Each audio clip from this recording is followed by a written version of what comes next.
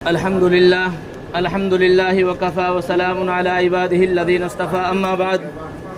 قال الله تبارك وتعالى في كلام المجيد والفرقان الحميد أعوذ بالله من الشيطان الرجيم بسم الله الرحمن الرحيم كل نفس ذائقة الموت وإنما توفون أجوركم يوم القيامة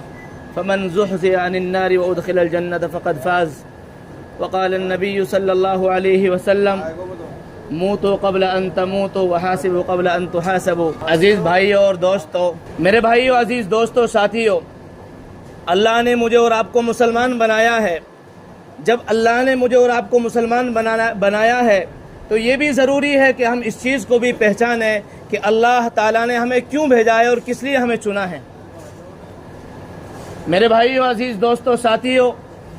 انسان جب مر کر جاتا ہے تو وہ یہ ندا اور آواز دے کر جاتا ہے، مرد ہو یا عورت، وہ یہ حکم کر جاتا ہے کہ اے میرے بھائیوں، اے میرے خاندان والوں، رشتہ داروں، میں اس دنیا سے جا رہا ہوں، آج بے بس ہوں، میرے اندر سانس نہیں ہے، میرے پیروں میں جان نہیں ہے، ہاتھوں میں جان نہیں ہے، نہ میں چل سکتا ہوں، نہ پکڑ سکتا ہوں، نہ بول سکتا ہوں،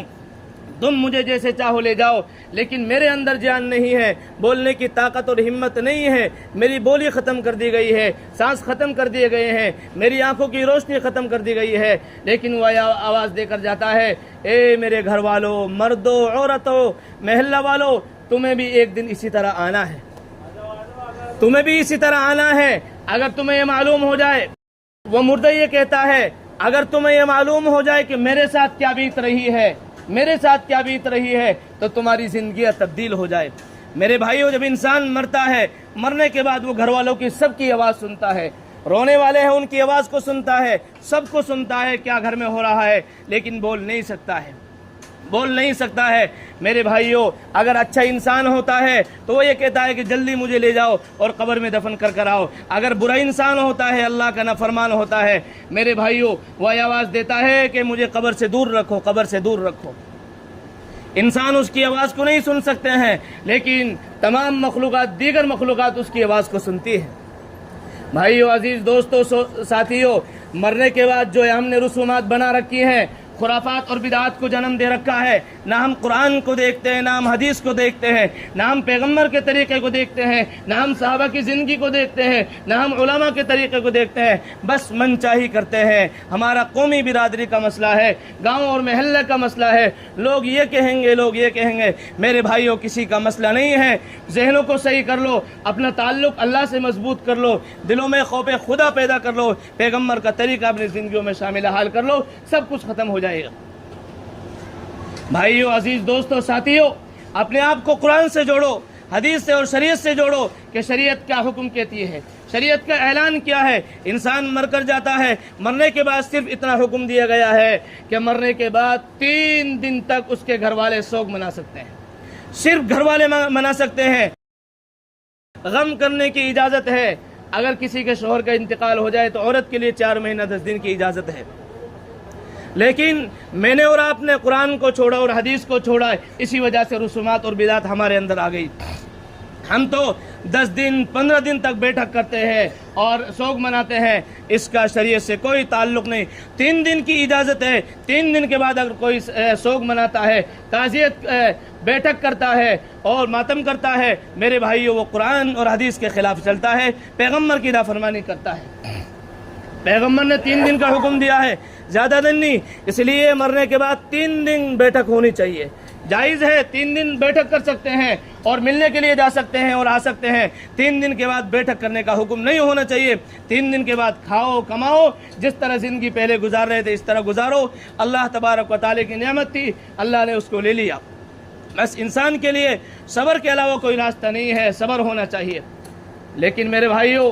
انسان مر کر جاتا ہے اور مجھے اور آپ کو غم ہونا چاہیے اور عبرت حاصل کرنی چاہیے، ہائے جس طرح ہمارے درمیان میں سے بھائی چلا گیا، ہمیں بھی جانا ہے، لیکن جانا ہو تو ایسا جانا ہو زمین بھی رو رہی ہو، آسمان کے فرشتے بھی کانپ رہے ہوں، محلہ اور بستی کے لوگوں کے آنکھوں سے آنسو جاری ہو، سب غم زدہ ہو، بڑا اچھا انسان تھا، بہت اچھے اخلاق تھے، ایماندار آدمی تھا، سچا آدمی تھا اور نمازوں کا پابند تھا، جھوٹ نہیں بولا کرتا تھا، گناہ نہیں کیا کرتا تھا، لڑائی نہیں کیا کرتا تھا، ایسا آدمی بن کر جانے میں فائدہ ہے، اس سے عبرت حاصل یہ کرنی چاہیے۔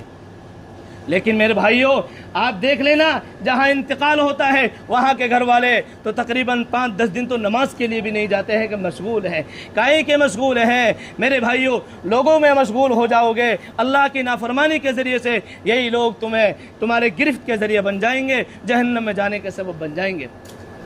میرے بھائیوں، آج سے میں یہ پیغام دیتا ہوں اور آپ لوگوں کو یہ بتاتا ہوں، ان بدعات کو چھوڑو، ان رسومات کو چھوڑو، قرآن میں کیا ہے، حدیث میں کیا ہے، وہ میرے لیے اور آپ کے لیے آئیڈیل اور نمونہ ہے۔ پیغمبر چلے گئے، نبی بتانے والا کوئی نہیں آئے گا، قرآن اور حدیث میرے اور آپ کے سامنے ہے، اکابرین علماء موجود ہیں، یہ ہمیں بتائیں گے قرآن کیا آواز دیتا ہے، حدیث میں کیا حکم دیا گیا ہے، اپنے اکابرین علماء سے پوچھو۔ میرے بھائیوں، ایک کاموں کو ہم ثواب سمجھ کر کرتے ہیں لیکن وہ قرآن اور حدیث کے خلاف آتا ہے تو میرے بھائیوں ثواب ذرہ برابر نہیں ملتا ہے، گناہ ملتا ہے۔ آپ چاہے لاکھ روپے کا کام کرو، لاکھ روپے کا کھانا بناؤ، اگر وہ حدیث کے خلاف، شریعت کے خلاف ہے، ذرہ برابر ثواب ملنے کی امید مت رکھنا، اس لیے کہ وہ قرآن اور حدیث کے خلاف ہے۔ میرے بھائیو عزیز دوستو، پہلی بات تو یہ ہے کہ مرنے کے بعد 3 دن کا سوگ ہونا چاہیے، 3 دن بیٹھک ہونی چاہیے، اس کے بعد سب کچھ ختم کر دینا چاہیے۔ ملنے والے آنے دو، کوئی پرابلم نہیں، لیکن بیٹھک کو ختم کر دینا چاہیے۔ یہ ڈھونگ نہیں بنانا چاہیے کہ 10 دن تک، 15 دن تک بیٹھک کرو۔ دوسری بات، مرنے کے بعد ایصال ثواب کا کیا حکم ہے؟ مرنے کے بعد ان کے محلہ والے، گھر والے، رشتہ دار اور ان کے اہل و عیال ان کے لیے ایصال و ثواب کر سکتے ہیں۔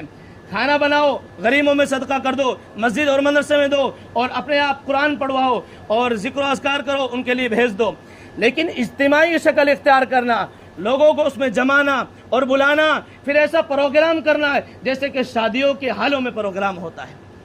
شادیوں میں خوشی منتی ہے، وہاں دیگ بنتی ہے، وہاں کھانا چلتا ہے، کبھی بکرے کا گوشت ہے، کبھی مٹن کا ہے، کبھی فرائی ہے، کبھی بریانی ہے، وہاں کھایا جاتا ہے۔ لیکن میرے بھائیوں، میں نے اور آپ نے یہ کیا طریقہ بنا رکھا ہے؟ غم کا ماحول میں خوشی کا ماحول کیسے ہو سکتا ہے؟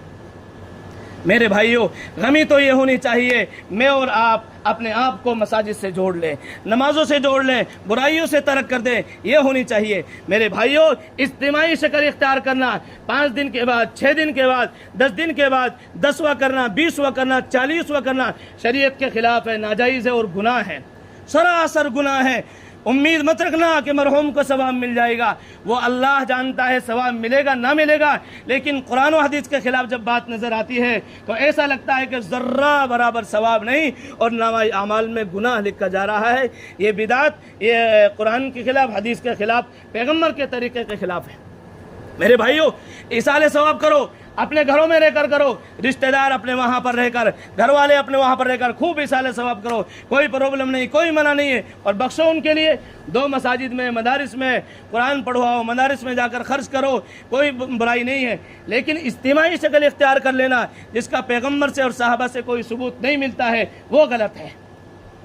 میرے بھائیو عزیز دوستو ساتھیو، چھوڑنا پڑے گا، نہیں چھوڑو گے تو میرے بھائیو ہمارے بعد ہماری نسلیں، ہماری اولادیں آئیں گی، وہ اس کام کو کریں گی، سب کا گناہ میرے لیے اور آپ کے لیے ملے گا، ہم قبر میں چلے جائیں گے لیکن گناہ بنا ہوا ہمارے پاس آ رہا ہے۔ میرے بھائیو، کیا فائدہ اس چیز سے کہ ہم مر کر بھی جائیں، ہمیں گناہ ملے؟ اس لیے یہ کوشش کرو کہ اللہ نے مسلمان بنایا ہے، مسلمان صحیح معنی میں اپنے آپ کو بناؤ، ان تمام بدعات کو، رسومات کو چھوڑنے کی کوشش کرو، صحیح معنی میں اپنے آپ کو شریعت اسلام کے مطابق زندگی گزارنے کی کوشش کرو۔ میرے بھائیوں، آج درمیان میں علماء موجود ہیں، سمجھانے والے موجود ہیں، ائمہ موجود ہیں، آواز دے رہے ہیں، گلے پھاڑ رہے ہیں، جمعوں میں، بیانوں میں موقع و موقع آپ کو سمجھا رہے ہیں۔ ایک دن وہ آئے گا، خدا کی قسم کوئی سمجھانے والا نہیں ملے گا، اللہ علماء کو اٹھا لیں گے، سب علماء دنیا سے ختم ہو جائیں گے، صرف جاہل لوگ رہ جائیں گے، خود بھی گمراہ ہیں، دوسروں کو بھی گمراہ کر دیں گے۔ میرے بھائیو، عزیز دوستو، ساتھیوں، اس لیے کوشش کرو کہ انشاءاللہ صحیح شریعت پر عمل کرنے کی کوشش کریں گے۔ مجھے اور آپ کو تو عبرت ہونی چاہیے کہ مرنے والا گیا ہے، عبرت حاصل کریں گے آج سے انشاءاللہ، اپنی زندگیوں کا رخ تبدیل کریں گے اور اپنے آپ کو صحیح نہج پر، صحیح طریقے پر لے جانے کی کوشش کریں گے۔ میرے بھائیو، عزیز دوستو، اس لیے کہ اگر مالدار کوئی آدمی ہوتا ہے وہ تو یہ سارا فنکشن کر لیتا ہے، لاکھ 2 لاکھ خرچ کر لیتا ہے، لیکن آپ بتاؤ اپنی سمنداری سے جو بیچارہ غریب ہے، گھر میں کھانے کے لیے کچھ نہیں ہے، بال بچے پریشان ہیں، اچھے مکان نہیں ہے، کھانے کے لیے اچھا انتظام نہیں ہو رہا، اگر اس کے یہاں سے کوئی مر کر جائے گا، وہ بیچارہ مجبوری میں آ کر کبھی کسی سے قرض لے گا، کبھی کسی سے لے گا، کبھی بیاج اور سود پر پیسے لے کر آئے گا، لیکن لوگوں کو دکھلاوے کے لیے ضرور کرے گا تاکہ لوگ مجھے طعنہ ترشی نہ دیں۔ یہ میں نے اور آپ نے بنایا ہے، یہ عذاب میں نے اور آپ نے بنایا ہے۔ جو بیچارہ غریب بھی راتوں میں سوچے گا کہاں سے پیسے لے کر آؤں گا، باپ مر کر چلا گیا، کفن کے لیے پیسے نہیں ہیں، پٹاؤ کے لیے پیسہ نہیں ہے، لیکن میں کیسے قرآن خوانی کرواؤں گا، کیسے دعا کروں گا، لوگوں کی دعوت کروں گا، نہیں کروں گا تو لوگ برا بھلا کہیں گے۔ میرے بھائیوں، یہ میری اور آپ کی وجہ ہے، جو بیچارہ غریب آدمی بھی سوچنے پہ مجبور ہو رہا ہے۔ 1,50,000 روپے کو ہم خرچ کرتے ہیں، یوں ہی نالی میں بہا دیتے ہیں، اس کا ثواب ملنے کی امید مشکل ہوتی ہے۔ انہی 1,50,000 روپے کو اگر صحیح کام میں لگا دیا جائے، خاموشی کے ساتھ ایصال ثواب کے طور پر لگا دیا جائے، میرے بھائیوں، اس کا ثواب انسان کے لیے قیامت تک ملتا رہے گا۔ اس لیے میرے بھائیوں، اپنے آپ کو رسومات اور بدعات سے بچانے کی کوشش کرو، صحیح شریعت پر عمل کرنے کی کوشش کرو۔ میں آپ کو لاکھ سمجھاؤں، پورے مہینہ سمجھاؤں، سمجھانے کے لیے نبی بھی آ جائیں، اگر عمل نہ کرو گے تو کوئی فائدہ نہیں ہے، کوئی فائدہ نہیں، عمل نہ کرو گے، عمل کرو گے تو فائدہ ہے۔ یہ مت سوچنا محلہ والے کیا کہیں گے، رشتہ دار کوئی کچھ کہے، بس قرآن کی مانو اور حدیث کی مانو، اپنے علماء سے پوچھ کر چلو، چاہے کوئی کچھ بھی کرے، کچھ مت کرو۔ سارے ڈھونگ، سارے رسومات، ساری بدعات، ساری خرافات سے اپنے آپ کو بچانے کی کوشش کرو۔ بچائیں گے تو میرے بھائیو، آپ لوگوں کو فائدہ ہوگا، کسی کا کوئی نقصان نہیں ہوگا۔ نہیں مانیں گے، نقصان آپ لوگوں کو ہوگا، کسی اور کا نہیں ہوگا ہے۔ میرے بھائیو، کہنے والے سب ہو جاتے ہیں، کرنے والا اکیلا انسان ہوتا ہے۔ میرے بھائیو، عزیز دوستو، ساتھیوں، آج سے یہ پیغام لے کر جاؤ کہ انشاءاللہ قرآن کے مطابق، حدیث کے مطابق عمل کریں گے، اپنے اخلاق کو اچھا بنائیں گے، جھوٹ سے، غیبت سے، برائیوں سے اپنے آپ کو بچائیں گے، اور میرے بھائیو، نمازوں کی پابندی کریں گے۔ یہ نیت لے کر جاؤ، یہ عہد لے کر جاؤ کہ انشاءاللہ مرنے سے پہلے مرنے کی تیاری کریں گے، اور موت کا کسی کو علم نہیں ہے کہ کب آ جائے۔ ہم یہاں پر بیٹھے ہوئے ہیں، کوئی درمیان میں سے چلے جائے، کیا پتہ، اس لیے کہ موت کا علم کسی کو نہیں ہے، اور مرنا ہر انسان کو ضروری ہے۔